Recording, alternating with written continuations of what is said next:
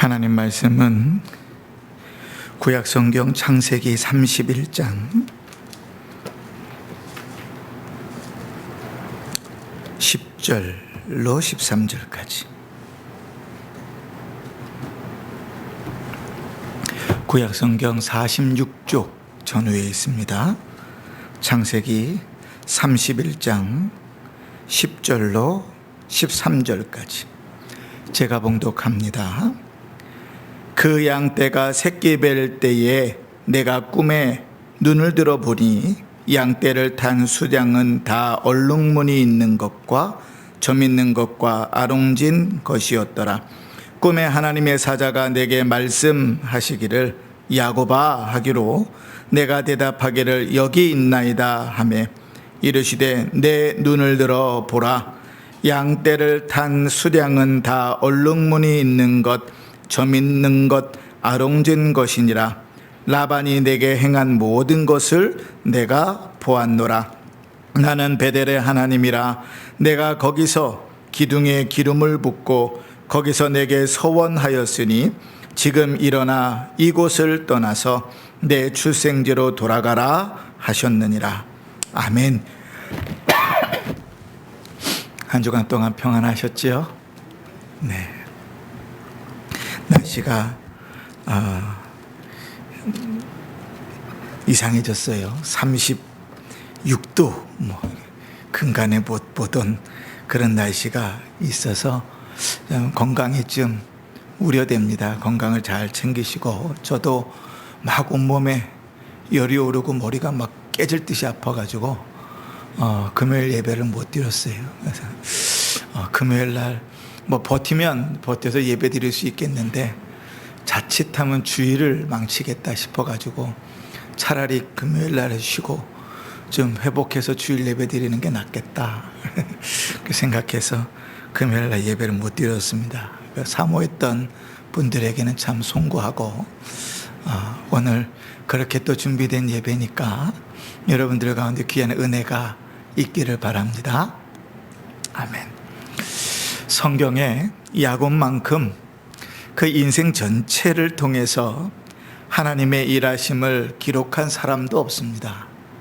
성경의 전생애를 기록한 사람, 아담과 하와로부터 시작해서 여러 사람들이 태어나고 죽는 데까지의 인생들을 다 기록하고 있지만, 특별히 이 야곱만큼 태어날 때부터 죽을 때까지 많은 성경의 부분을 할애해서 소개하고 있는 사람이 있는가, 이렇게 생각해 보면 그런 사람이 없는 것 같아요. 그러고 보면 하나님께서 야곱의 인생을 통해서 우리에게 가르치시는, 우리에게 말씀하시고자 하는 것이 있구나 하는 것들을 생각해 보게 됩니다. 야곱은 이제 태어나서 77이 될 때까지 그 이름값 하면서 산 사람이죠. 야곱, 속이는 자, 그죠? 그 77이 될 때까지 속이는 자로 자기 힘으로 자기 능력 의지하면서 열심히 살았던 사람이 야곱이었습니다. 자, 그런데 그 77에 어쩔 수 없는 상황에 집을 떠나야 되는 그 길을 떠나가다가 루스라는 곳에서 하나님을 만나죠. 그리고 나서 그의 인생이 완전히 바뀌어가기 시작합니다. 77에 하나님을 만나서 147세에 그의 생이 마감됐으니까 70년 동안 하나님은 그 인생을 다루어 가기 시작하시는 거지요. 하나님께서 태어날 때부터 택하셨지만, 그러나 그 인생에 하나님의 사람답게 만들어져 다루어가는 그 일들이 본격적으로 시작된 것은 루스, 베델에서 그를 만나신 다음부터였습니다. 오늘 우리가 읽은 성경은 그렇게 바단 아람으로 타지 생활을 한 지 20년 정도 되었을 때, 그죠? 20년이 지났을 때 하나님께서 20년 만에 야곱에게 나타나셨어요. 나타나셔서 뭐라고 이야기하시는가? 돌아가라, 그렇게 얘기하시는 거죠. 우리 3절을 한번 보실까요? 3절 같이 읽어봅시다. 시작. 내 조상의 땅, 내 족속에게로 돌아가라. 내가 너와 함께 있으리라 하신지라. 아멘.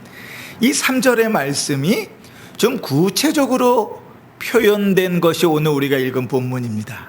하나님께서 나타나셔서 야 야곱아, 내 조상의 땅 내 족속의 거로 돌아가라, 내가 너와 함께 있으리라. 이 말씀이 그냥 그렇게만 주어지지 않고 그 상황이, 그 내용들이 어땠는지 구체적으로 기록한 것이 우리가 읽었던 10절에서 13절 내용입니다. 20년 만에 띡 나타나셔가지고 돌아가라, 그렇게 말씀하시는 거예요. 그러고 보면 야곱의 인생에 이제 갈 때가 됐구나 하는 생각이 드는 그런 일들이 참 많았습니다. 1절 말씀을 보시면 라반의 아들들이 하는 말이, 야곱이 우리 아버지의 소유를 다 빼앗고 우리 아버지의 소유로 말미암아 이 모든 재물을 모았다 하는지라. 라반의 아들들, 그러니까 자기하고는 이종 사촌지간이죠. 사촌지간인데 그 사촌들이 하는 말이, 이 야곱이, 이 도둑놈 이 야곱이 우리 아버지 재산을 다 빼앗았다, 그렇게 소문내고 다니는 거예요. 참입니까? 거짓입니까? 거짓이지요. 이미 라반과 야곱은 자기의 소유에 대한 계약을 끝냈지요. 그지요? 어떻게 계약했습니까? 우리가 지난주에 살펴봤죠. 라반은 우성, 그러니까 흰 양, 검은 염소는 다 라반 것, 그리고 열성, 돌연변이 같은, 그죠? 얼룩진 것, 아롱진 것, 이상한 것들은 다 야곱 것, 그죠? 확률적으로 봐도 야곱의 재산이 늘어날 가능성은 없고, 심지어는 계약할 당시에 꼭 우성과 열성이 교배할까봐 열성인 자를 다 빼갖고 100km 저 뒤로 몰아냈잖아요. 그러니까 라반의 입장에서는 믿지지 않는 장사예요. 그죠? 그렇게 계약을 다 끝냈어요. 그런데 아들들이 지금 뭐라고 얘기하는 거예요? 이 야곱, 이 도둑놈이 우리 아버지 것 훔쳐가지고 부자가 돼간다, 이렇게 이야기하기 시작하죠. 여러분, 남들이 내 얘기를 욕하는 것, 그것도 듣기가 참 괴롭습니다. 그죠? 말도 안 되는 일, 나하고는 전혀 관계없는 일이 마치 내 일인 것처럼 들려올 때 그 일을 감당하기는 참 쉽지 않아요. 저는 이제 말레이시아에서 사역할 때 좀 거짓말 과장 좀 보태가지고 평생 들을 욕을 다 먹었습니다. 그 제가 한 일로 먹은 것이 아니라 제가 하지도 않고 마음도 없는 일들이 소문으로 다 돌아가지고, 이민사회라는 게 그래요. 다 소문으로 돌아가지고 천하의 후레자식이 되어져 버렸더라고요. 평생 먹을 욕을 거기서 다 먹었어요. 아마 그래서 당뇨가 걸렸는지도 모르겠어요. 남들이 내 욕을 하는 것, 그래도 버텨줄 만합니다. 그런데 내 식구들이, 내 사촌들이 욕한다, 그게 버텨줄 만할까? 그죠? 내 언니가, 내 오빠가, 내 형이, 내 동생이, 내 사촌들이 나하고는 말도 안 되는 거짓말을 하면서 나를 모함한다, 그게 버텨줄 만할까? 참 힘든 것이거든요. 연을 끊고 살면 끊고 살았지, 그런 식구들하고 왕래하기는 싫은 거예요. 자, 그런데 한술 더 뜹니다. 2절 보십시다. 야곱이 라반의 안색을 본즉 자기에게 대하여 전과 같지 않더라, 이렇게 말합니다. 전과 같지 않았다 하는 말은 무슨 말인가 하면, 라반이 야곱을 대하는 태도가 달라졌다는 거예요. 왜 달라졌을까요? 원래 라반이 의도했던 건 뭐예요? 죽도록 야곱을 부려먹고 그래도 내 재산은 불어나는 거잖아요. 그죠? 분명히 계약할 때도 상식적으로 그런 계약이었어요. 그런데 이상하죠. 계약을 맺고 났는데 자기의 양과 염소는 별로 늘어나지 않는데 야곱의 양과 염소는 눈에 띄게 불어나는 거예요. 그래서요, 6년 동안 10번을 그 품삯을 바꿉니다. 오늘 우리가 읽은 성경대로 하면 어떻게 표현하냐면, 야, 그거 열성 다 네 거 하면 안 되겠다. 이제 네 거는 얼룩진 것만 네 거야 라고 품삯을 바꿨어요. 근데 그러고 나면 새끼들이 다 얼룩진 것만 나는 거예요. 아, 얼룩진 것 말고 아롱진 것, 줄무늬 있는 것만 다 네 거야. 그러고 나면 또 줄무늬 있는 것만 나는 거예요. 그 라반의 입장에서 속이 터져요, 안 터져요? 여지껏 야곱 데리고 있어갖고 내가 부자가 됐는데, 내 가축대들이 많아졌는데, 계약을 하고 나서부터 말도 안 되는 계약이라 이득이라 생각했는데 너무 손해보는 것 같은 거예요. 그러니까 라반이 야곱을 대하는 태도가 달라져 버렸어요. 지금 누구 집에서 삽니까? 라반 집에서 삽니다. 그런데 라반의 집에서 사는데 라반이 자기를 대하는 태도가 달라졌어요. 삼촌이기도 하면서 장인이잖아요. 아버지란 말이에요. 그런데 그가 자식을 대하는, 사위를 대하는 태도가 완전히 달라져 버렸어요. 그 집에서 어떻게 살겠습니까? 아마 야곱의 마음속에는 내가 이제 떠날 때가 되었는가 보다, 내가 이제 갈 때가 되었는가 보다, 이런 생각들을 많이 하지 않았을까 싶습니다. 그런데 여러분, 3절 우리가 읽었던 것처럼 그때 하나님께서 나타나셔서 야곱에게 돌아가라, 그렇게 말씀하시는 겁니다. 우리가 이제 1절, 2절, 3절을 읽으면 그냥 하나하나의 일처럼 읽어지지만, 사실 이제 히브리어 성경을 읽으면 1절, 2절, 3절이 계속 와우, 그러니까 우리 영어로 표현하면 and, 그리고 라는 말로 계속 이어져 있습니다. 그러니까 이런 일들이 그냥 독립된 하나하나의 일들이 아니고 시간의 흐름 가운데 계속 야곱의 삶 속에 이어져 오는 일들이었다는 거예요. 근데 야곱이 결단하고 있지 못하다가 무엇을 통하여 결단합니까? 하나님의 말씀을 듣고 결단합니다. 아, 떠나야 되겠구나. 그리고 떠날 준비를 하는 장면이 이제 4절 이하의 내용들입니다. 여러분, 하나님께서 우리의 인생도 이렇게 인도해 가신다고 생각합니다. 크고 작은 일들을 결정하고 살아갈 때 때로는 하나님께서요, 우리를 환경적으로 막 몰아가실 때가 있어요. 그나마도 영적으로 어두우면 그것도 깨닫지 못하겠지만, 그러나 어느 정도 신앙 가운데 있다면 하나님께서 환경과 여건을 몰아가실 때, 아, 하나님께서 이렇게 살아가기를 원하시는구나, 감을 잡을 때가 있습니다. 마치 야곱의 사촌들과 또 라반이 그들을 대하는 그 일들이 이어지면서 야곱이 마음 먹었던 것처럼 말이지요.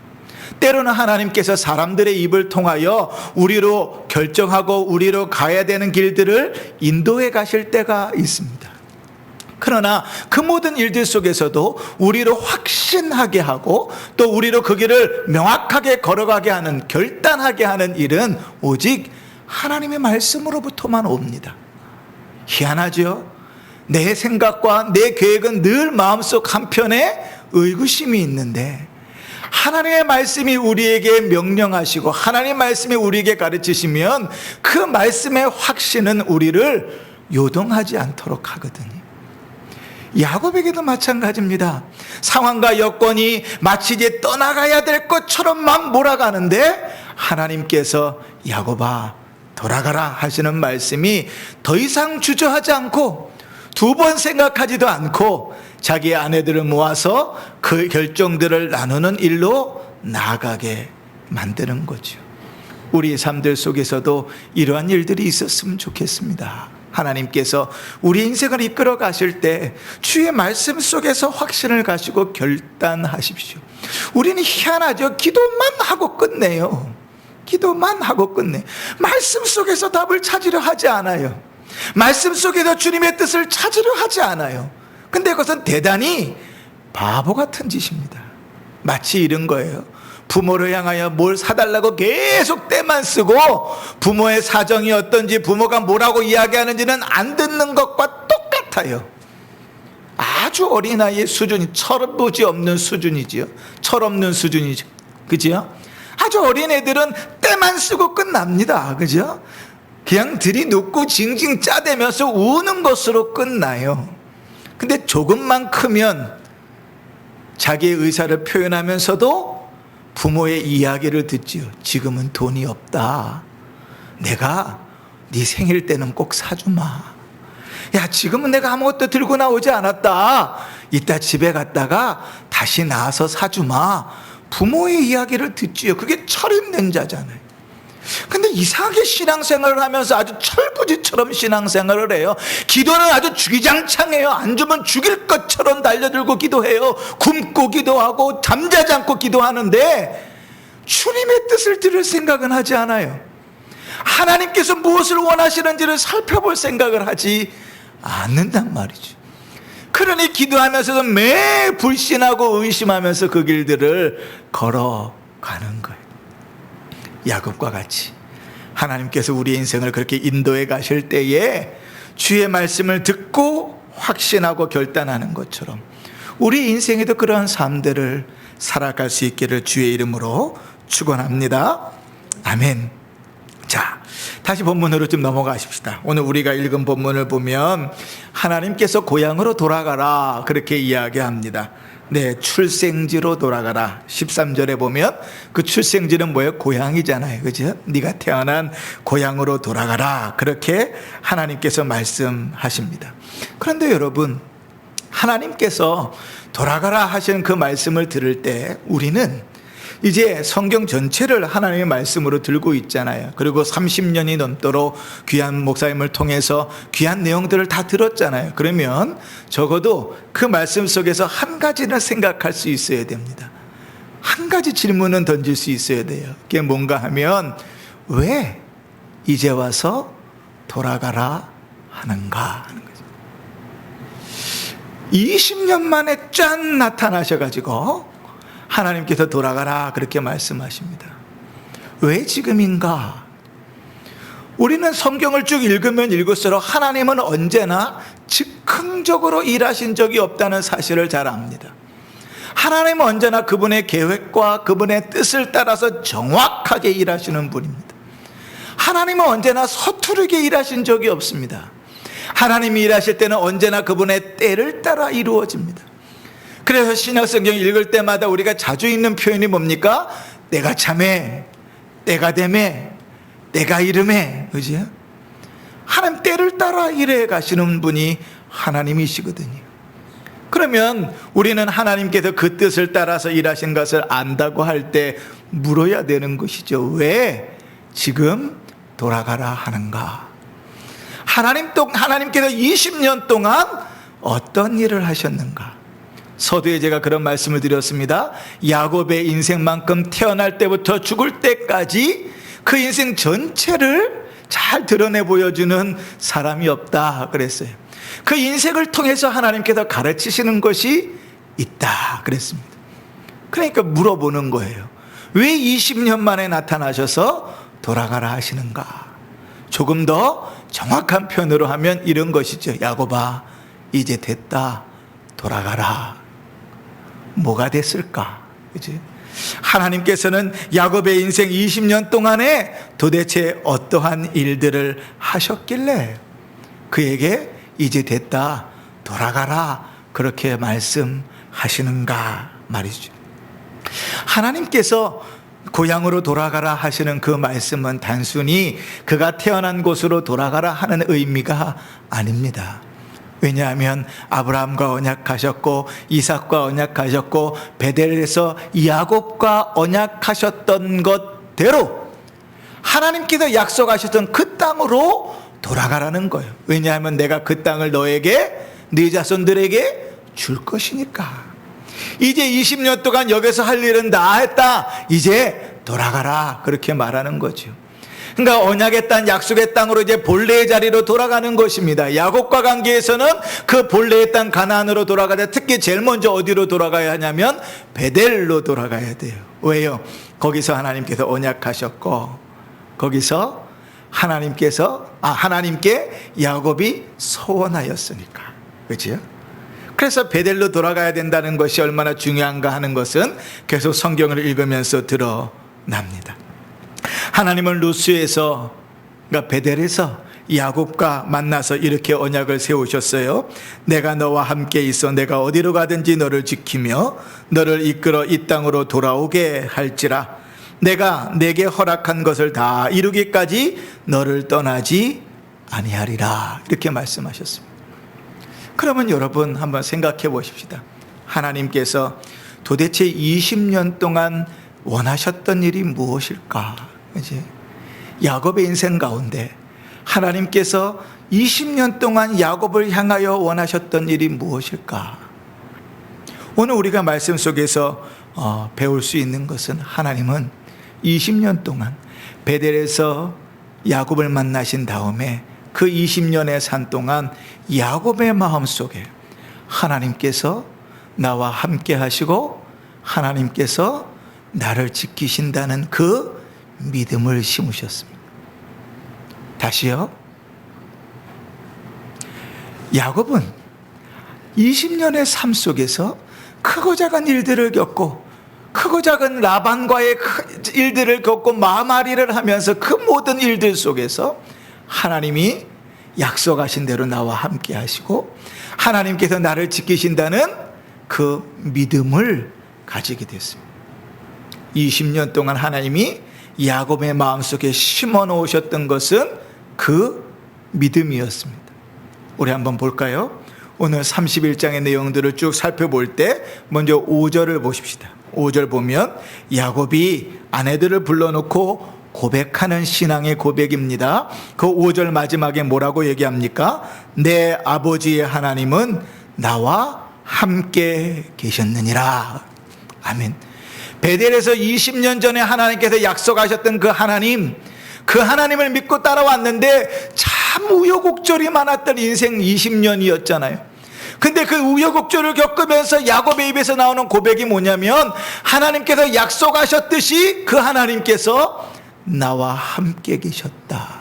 또 7절 볼까요? 7절 맨 마지막 보십시다. 그러나 하나님이 그를 막으사 나를 해치지 못하게 하셨으며, 하나님께서 베델에서 뭐라고 약속하셨어요? 내가 어디를 가든지 너를 지키겠다 약속하셨는데 20년 삶 동안 특별히 라반으로부터 하나님께서 나를 어떻게 지키셨는지 그 입으로 고백하게 된 9절 보십시다.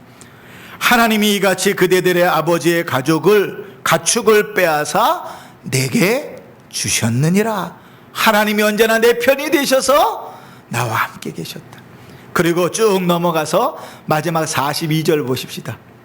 42절 맨 마지막쯤 보면 하나님이 내 고난과 내 손의 수고를 보셨다. 이렇게 고백합니다. 20년을 지나고 야곱의 인생은 절대로 평탄하지 않았습니다.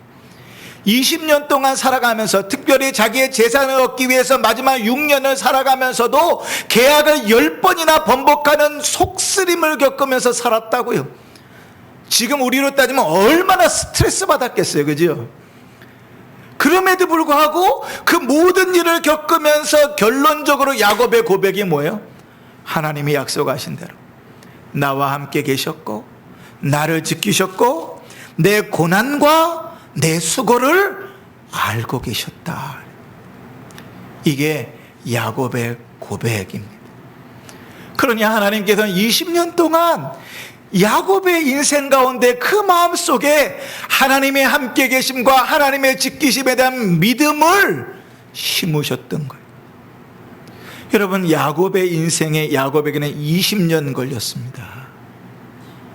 우리의 인생에는 어떨까요?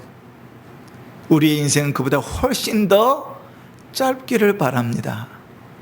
그러나 어쩌면 우리 안에 그 믿음을 심기 위해서 하나님은 우리의 인생 40년, 50년을 쓰실 수도 있습니다.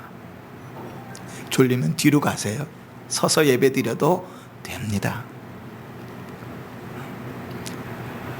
때로는 20년, 때로는 30년, 때로는 50년이 걸려도 하나님께서 우리를 하나님의 자녀로 삼으신 다음에 우리 안에 심으시는 가장 중요한 첫 번째 일은 무엇인가 하면 하나님께서 나와 함께 계시고 하나님께서 나를 지키시고 하나님께서 나를 보호하신다는 확실한 믿음을 심으시는 거예요.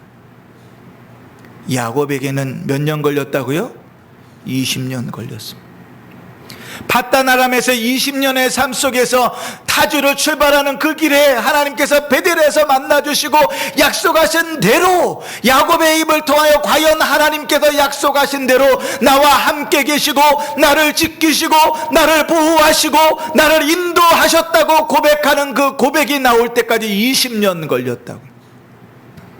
하나님은 그 20년 동안에 그의 고백을 완성하시고 이제 됐다, 돌아가라 하시는 거예요.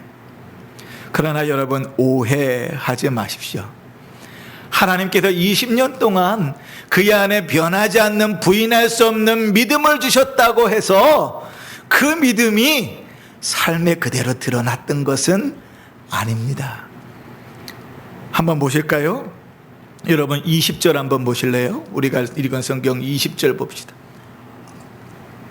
큰 소리로 읽으십시다. 시작.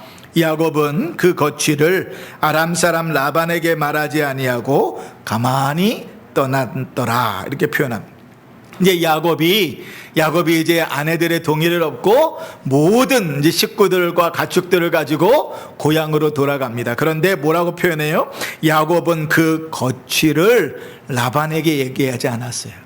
근데 우리나라 말 성경에는 거취라고 번역됐지만 히브리어 성경을 그대로 옮기면 뭐냐면 라반은 그 도망을 이렇게 표현해요. 도망가는 거예요.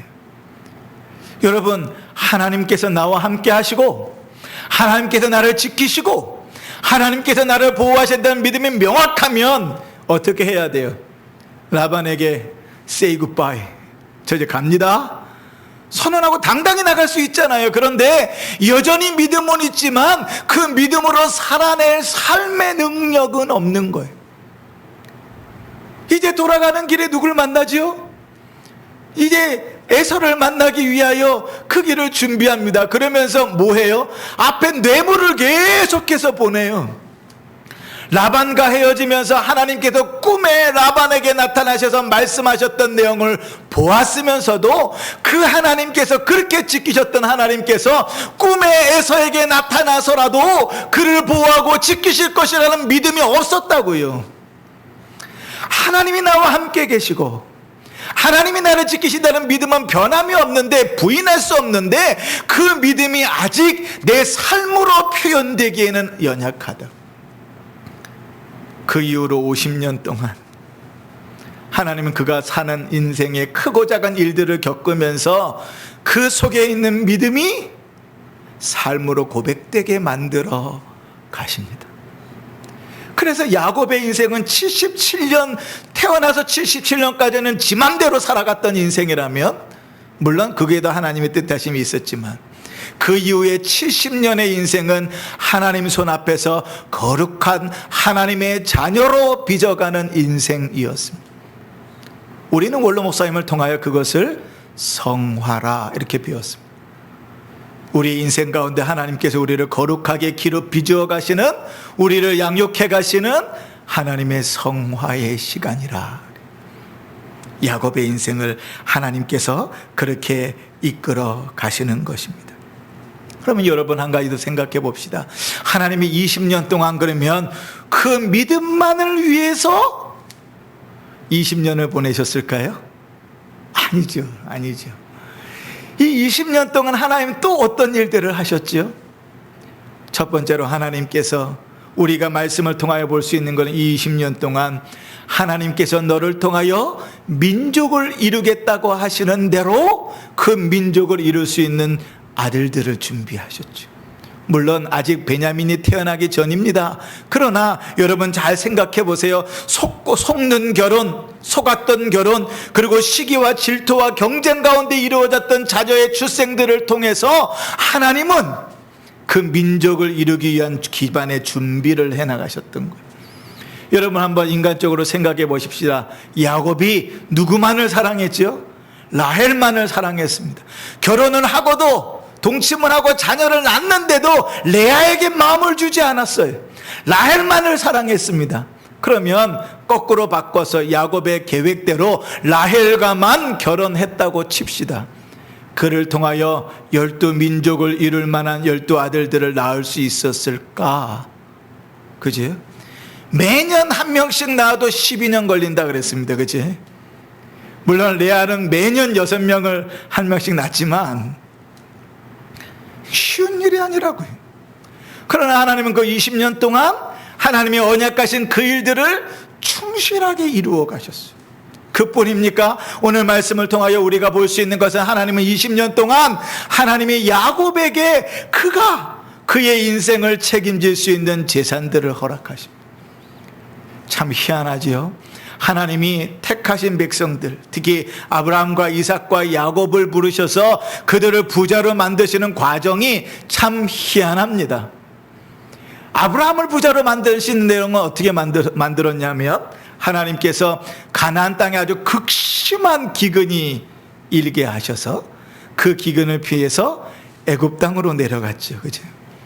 애굽 땅으로 내려가서 좀 살아보려고 마누라를 누이라고 속여먹지요. 근데 그 일에 들통나가지고 죽어도 현찮은데 오히려 부자를 만들어가지고 가나안 땅으로 돌려보냅니다. 아브라함은 어디서 부자가 됐어요? 애굽 땅에서 부자가 됐습니다. 그의 아들 이삭도 똑같은 놈이죠. 똑같은 놈이죠. 아버지 때 있었던 기근이 또다시 찾아왔는데 그 기근에 도망가려고 똑같이 애굽으로 내려가려다가 하나님이 애굽까지 마라 그래서 그랄 땅으로 내려갔는데 그랄 땅에서 똑같이 자기 마누라를 뭐라 그래요? 누이라고 속였다가 들통나지요. 그런데 희한하게 하나님께서 그 그랄 땅에서 그를 부자로 만드시죠. 오늘 야곱은 어떻습니까?